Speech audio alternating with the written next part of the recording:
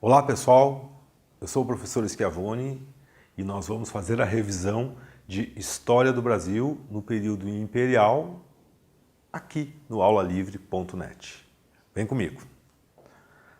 O período imperial brasileiro é um período bastante longo da história brasileira. Vejamos nós. Antes de falar do período imperial, na aula anterior, nós tínhamos comentado que já no século XVIII havia a possibilidade, ou se pensava na corte portuguesa, em fazer aqui no Brasil uma administração paralela à administração portuguesa. Transferir uma parte da corte para cá. Pois bem, a situação se precipitou, os fatos se precipitaram na Europa durante o período napoleônico. Napoleão Bonaparte invade Portugal e a corte portuguesa transmigra para o Brasil em 1808. Começa aí o período joanino aqui do Brasil, que vai de 1808 a 1822. Desse período, eu tenho para destacar para vocês três eventos importantes. O primeiro deles, o primeiro e o segundo deles, os dois em 1808, que é a abertura dos portos e a liberação das manufaturas, tem uma importância bastante grande. Primeiro, a abertura dos portos, lá em 1808. A abertura dos portos ela vai ser muito importante pelo fato de o Brasil supera a condição de colônia. Por que isso? Porque é rompido aí o pacto colonial. Pelo pacto colonial, uma nação, ou melhor dizendo, uma colônia somente comercializa com a sua metrópole. Como o Brasil vai passar não só a comercializar com outras metrópoles, mas vai administrar as colônias portuguesas a partir daqui, lhe deixa na prática de ser colônia. Então a abertura dos portos, a importância dela está principalmente nisso, porque ali praticamente deixamos de ser colônia. Outra medida importante que Dom João toma ao chegar aqui no Brasil é liberar as manufaturas a partir dessa data. As manufaturas haviam sido proibidas pela sua mãe, Dona Maria I, a Louca, em 1785. Desde o final do século XVIII, então, as manufaturas não podem se estabelecer aqui no Brasil. Ela manda quebrar todas as máquinas, pois o filho dela, Dom João, ao chegar em 1808, libera de novo a produção manufatureira aqui no Brasil. Teoricamente, nós podemos pensar, a partir daí, o Brasil vai se transformar numa potência industrial, porque agora as manufaturas vão dar origem às fábricas, às indústrias, e a coisa vai. Mas não vai, não acontece. Por que não acontece? Porque 2 anos após a abertura dos portos, ou a liberação das manufaturas, o Portugal assina os tratados de 1810 com a Inglaterra. Esses tratados são, na realidade, 2 tratados, Tratado de Aliança e Amizade, Comércio e Navegação. Esses tratados estabelecem, entre outras coisas, tarifas preferenciais para os produtos ingleses para serem comercializados aqui no Brasil. Tarifas preferenciais de 15%. Ou seja, os outros países, a partir da abertura dos portos, os outros países, as outras nações, ao venderem seus produtos aqui dentro, pagavam uma taxa de 24%. Se o produto viesse de Portugal, 16%. Pois vindo da Inglaterra, o produto pagava apenas 15% a mais do seu preço original. Ou seja, os produtos ingleses não possuíam concorrência, não tinham concorrentes aqui no Brasil. E desse modo as manufaturas acabam então não se desenvolvendo. 2 outras medidas importantes talvez nesse período, que cabe a pena chamar a atenção, é o fato de que os tratados de 1810, além das tarifas preferenciais para os produtos ingleses, esses tratados permitem que se estabeleça aqui no Brasil os tribunais especiais para os cidadãos ingleses. Ou seja, o inglês que cometer crime aqui na colônia, ele não vai ser julgado segundo as leis portuguesas aqui dentro do país. Ou seja, vão se estabelecer aqui no Brasil tribunais especiais segundo as leis da Inglaterra, é assim que ele vai ser julgado. Por fim, o último momento importante aqui do período joanino que eu trago para vocês é a Revolução do Porto em 1820. Desde 1815, fim do período napoleônico, a corte portuguesa poderia retornar, mas ela não retorna, ela permanece no Brasil. Isso vai causando um desconforto e um descontentamento muito grande na burguesia portuguesa, que em 1820 inicia uma revolução chamada de Revolução do Porto. Eles tinham 3 reivindicações importantes. A primeira delas é o retorno da corte. Uma segunda que eles tinham era a constitucionalização de Portugal, ou seja, se criar uma constituição em Portugal para diminuir os poderes do rei. Na prática, acabar com o absolutismo em Portugal. Aqui no Brasil, essa tese da constitucionalização de Portugal ganha apoio inconteste. Ou seja, as elites brasileiras apoiam o fim do regime absolutista. Havia uma terceira reivindicação. Essa terceira reivindicação, ela ficou durante bastante tempo camuflada pelas 2 outras reivindicações que tinham um caráter liberal bastante forte. Qual era essa reivindicação? Essa reivindicação era a recolonização do Brasil. Essa terceira reivindicação foi a mais terrível, pois foi justamente pelas cortes insistirem na recolonização do Brasil que, no final das contas, depois de muitas indas e vindas, não houve outra alternativa senão o Brasil romper com Portugal. E aí tem início o período imperial propriamente dito brasileiro. O período imperial, nós vamos dividir ele em 3 grandes fases. Primeiro reinado, que vai de 1822 a 1831. O período regencial, que vai de 31 a 40, e o período do segundo reinado, que começa em 40 e vai até 1889. Vamos iniciar então com o primeiro reinado. Alguns elementos importantes, alguns momentos importantes do primeiro reinado que nós devemos lembrar. O primeiro deles, em 1824, o imperador recém-empossado, ou melhor dizendo, recém-entronado, o imperador Dom Pedro I, outorga uma carta, impõe uma carta constitucional ao Brasil. Esta carta constitucional desagradou muito aos brasileiros.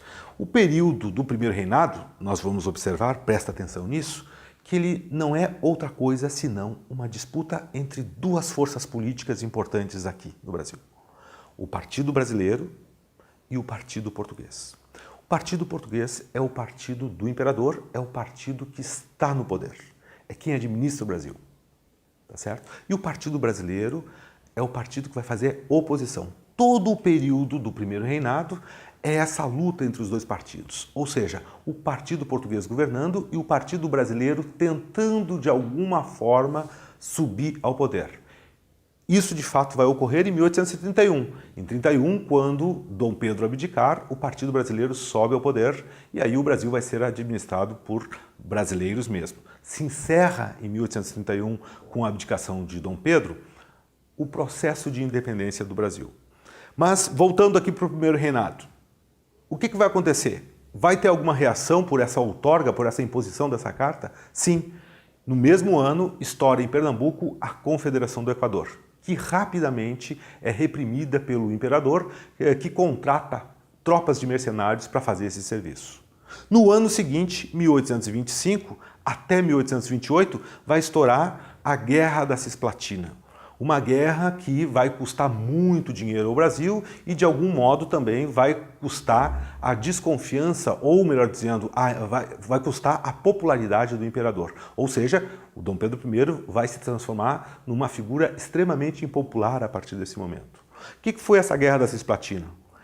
Em 1821, ainda no período joanino, o que hoje nós chamamos de Uruguai foi anexado ao Brasil como uma província brasileira, que vai receber esse nome de Cisplatina. Muito bem, em 1825, 4 anos depois da anexação, a Cisplatina resolve começar o processo de separação. Vem lá da Argentina os exilados orientais, eles eram chamados de orientais, esses que hoje nós chamamos de uruguaios, eram chamados de orientais, os orientais retornam do exílio argentino e começam o processo de independência. Quem começa esse processo é um caudilho chamado Lavalleja, pois Lavalleja tinha como projeto não só independizar o Uruguai, mas também anexá-lo à Argentina. E aí o Brasil não vai aceitar a perda desse território para o seu arqui-inimigo, que é a Argentina. E aí vai começar o conflito, então, que nós vamos chamar de Guerra Cisplatina. A má administração do Dom Pedro, que está evidenciado durante todo o período nessa contratação, nesses gastos excessivos que ele faz, contratando mercenários, vivendo em festas, era praticamente um playboy, dominando, ou melhor dizendo, administrando o Brasil. Isso aí vai custar a coroa do imperador. E em 1831 ele vai então abdicar. Chamo a atenção de novo para o significado importante dessa abdicação. A abdicação de Dom Pedro significa, na prática, a finalização do processo de independência e a subida ao poder do Partido Brasileiro. Significa que os brasileiros, a partir desse momento, passam a administrar o Brasil. A nação que foi recém-criada, o império que foi recém-criada, passa a ser administrado pelo Brasil. E é o que nós vamos ver, o que esses brasileiros agora no poder vão fazer no período seguinte, 1831, que é o período regencial. Com a abdicação do Dom Pedro, ele deixa o trono para o seu filho, que se chama também Dom Pedro, Dom Pedro de Alcântara. Dom Pedro de Alcântara era um menino que tinha apenas 5 anos de idade, não podia evidentemente governar, e está previsto naquela Constituição de 24 que, estando impedido o monarca de assumir o trono, assumirá no lugar dele 3 outros regentes.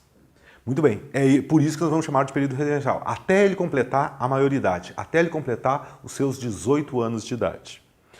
O período regencial, nós vamos ver que nós vamos dividir ele em 2 grandes fases, esse período.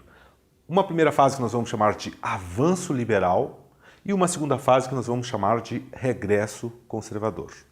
O que caracteriza cada uma delas?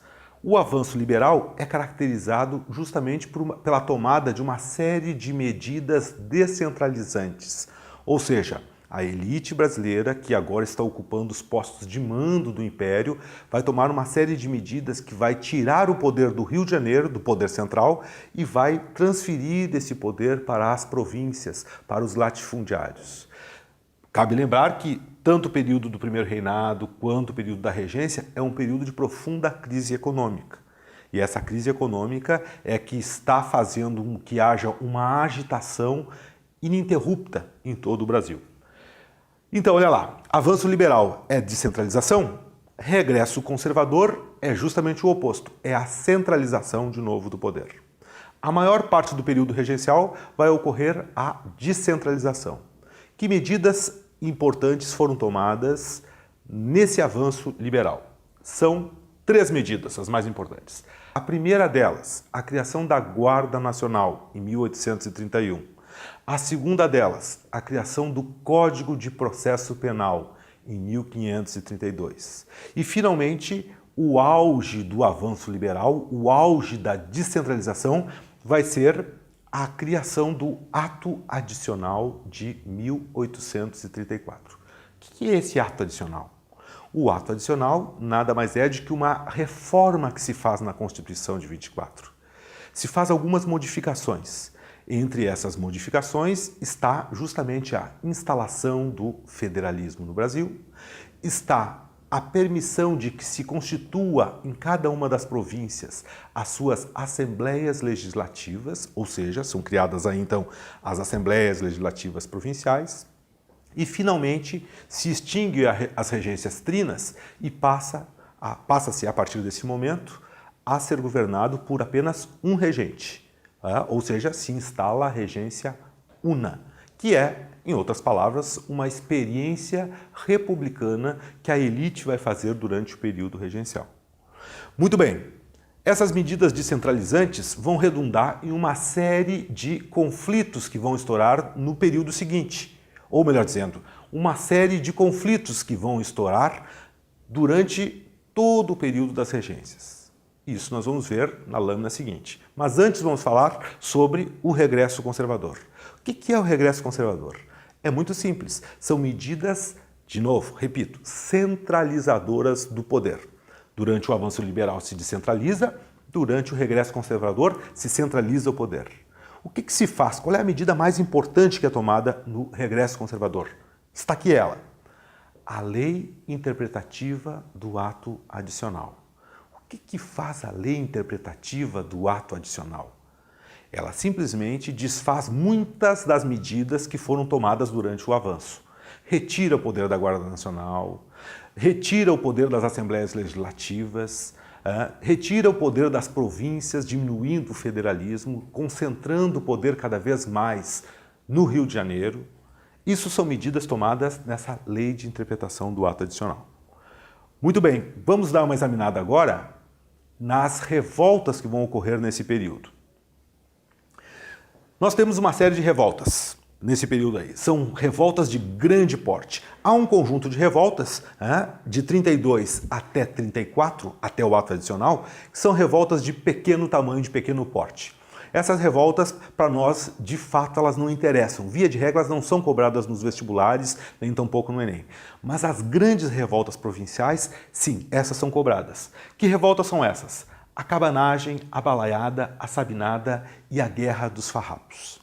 Bom, o que eu tenho que saber dessas revoltas para poder ter um desempenho de excelência lá no Enem, lá nas provas do vestibular? Basicamente é o seguinte, e eu vou dar a barbada para vocês, saber onde cada uma delas ocorreu. Só isso. A província em qual cada uma delas explode. Por exemplo, a cabanagem está aqui, vai ocorrer lá, no Pará. A balaiada, aqui, no Maranhão. A sabinada, aqui, na Bahia. E a Guerra dos Farrapos, ou a Revolta Farroupilha, inicia aqui no Rio Grande do Sul e se estende ali até Santa Catarina. Sabendo qual o estado onde ocorreu cada uma das revoltas, via de regra, as bancas dão uma pista para facilitar a vida do concursando para que ele descubra sobre qual revolta ela está se referindo. Vamos avançar então agora para o segundo reinado. No segundo reinado, nós vamos ver que aquela situação de crise econômica que nós vimos lá no primeiro reinado, lá no período regencial, ela é superada. Como? Pela cafeicultura. A partir de 1840, o café consegue retirar o Brasil e o Império Brasileiro daquela crise violenta. A cafeicultura vai ser, então, a grande marca da economia brasileira, não só durante todo o segundo reinado, mas também depois, mais adiante, durante todo o período da República Velha. Vamos pegar aqui no segundo reinado o que aconteceu do ponto de vista econômico. Se a cafeicultura é o produto de excelência, é o produto rei das nossas exportações, tem alguns momentos críticos aqui que nós vamos encontrar e que vão causar profundas transformações, não só no segundo reinado, ou não só no contexto do segundo reinado, mas vão ser transformações importantes para a história brasileira subsequente. Que transformações são essas? Primeira delas lá, em 1844, é feita a Tarifa Alves Branco. O que essa tarifa faz? Essa Tarifa Alves Branco, de algum modo, ela rompe com aqueles tratados que foram feitos lá em 1810, porque ela sobe o preço dos importados para 30% e 60%. Ou seja, ela duplica ou quadruplica o preço dos importados. A partir desse momento, a Tarifa Alves Branco, por ter subido o preço dos importados, de algum modo ela está estimulando a indústria aqui no Brasil. Então ela é um dos fatores que vai contribuir bastante com o surto industrial que nós vamos encontrar aí no segundo reinado. O que vai acontecer? Como reação à Tarifa Alves Branco, em 1845, a Inglaterra vai criar o Bill Aberdeen. O que é o Bill Aberdeen? O Bill Aberdeen nada mais é de que uma espécie de retaliação dos ingleses por conta dessa lei que prejudicou os seus negócios. O Bill Aberdeen dá o direito para os navios ingleses de interpelar em alto mar ou nos portos todos aqueles navios que, porventura, estejam praticando o tráfico negreiro, o tráfico de escravos. No ano seguinte, ou melhor dizendo, 5 anos depois, o Brasil, não resistindo mais a essa pressão inglesa, para que se acabe com o tráfico, vai criar a Lei Eusébio de Queiroz. Essa lei vai ser muito importante, porque ela vai liberar o dinheiro que antes era investido todo no tráfico para outros setores da economia. E um dos setores que vai se beneficiar tremendamente com isso é justamente a indústria. Por isso que a partir de 1850 nós vamos ter, então, o surto industrial, o primeiro surto industrial aqui no Brasil. No mesmo ano em que é criada a Lei Eusébio de Queiroz, se cria também a Lei de Terras. Por quê? Se cria a Lei de Terras porque em 1850, com o surto industrial, começa a chegar aqui no Brasil imigrantes vindos de fora, que vão trabalhar ou na cafeicultura ou vão trabalhar nas cidades dentro dessas indústrias.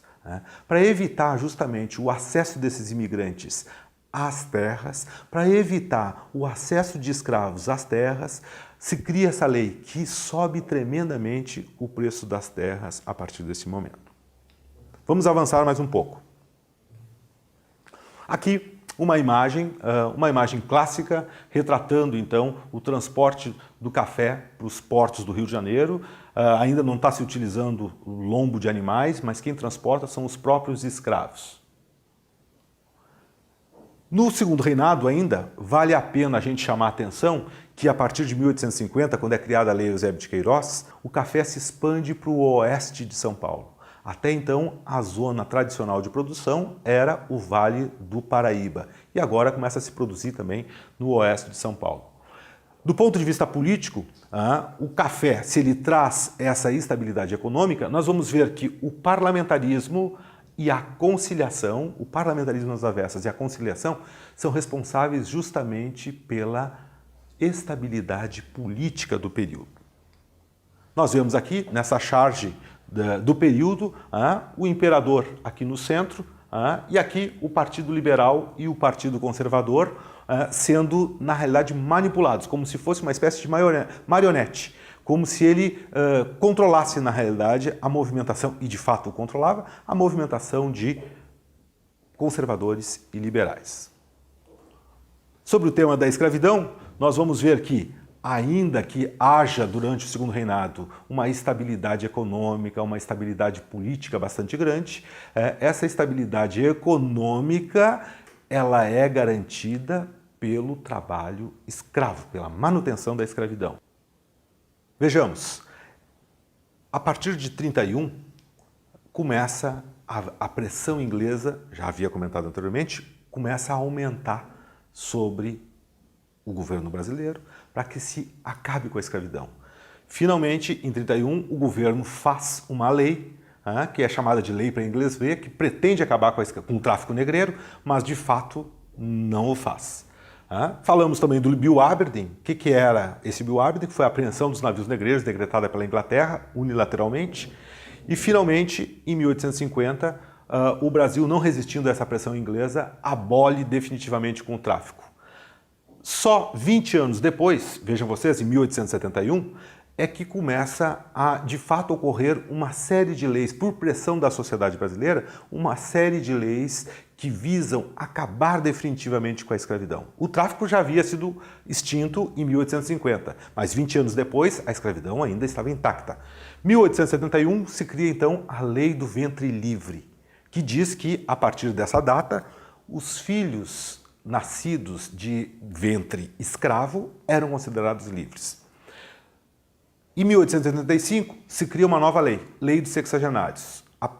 Os escravos que atingissem a idade de 65 anos ou mais estariam livres a partir daquele momento. E finalmente a Lei Áurea, em 1888, que abole definitivamente a escravidão no Brasil. Então, pessoal, era isso. Nos vemos na nossa próxima aula aqui no aulalivre.net. Até mais! Siga o aulalivre.net nas redes sociais e fique por dentro de tudo o que acontece em nossos cursos: YouTube, Twitter e Facebook. aulalivre.net, seu portal de cursos grátis.